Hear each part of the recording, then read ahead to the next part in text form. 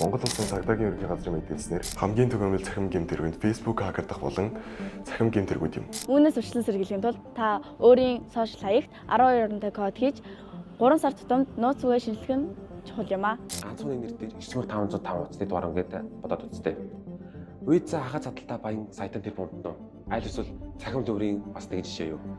Та нэг эргцүүлээ бодоод үзээрэй. Үүнээс урьдчилан сэргийлэхийн тулд өөрийн хувийн мэдээлэл болон иргэний үнэмлэхээ бусдаас хамгаалах нь чухал юм аа. Ахмад настангууд мэдлэггүй гэсэн болж цахим цалингийн гол хөрөгчд болж байна. Үүнээс сэргийлэхийн тулд хувийн мэдээллийн нууцаас с жигтэй дуудлага мессеж идэхгүй байх нь чухал юм аа. 2024 онд цахим залилангийн 83% нь сошиал орчноор дамжин үлдэгдсэн байна. Өсвөр насны хүүхдүүдтэй бусдад өөрийн хувийн мэдээллээ алдахгүй байхыг зөвлөөрэй.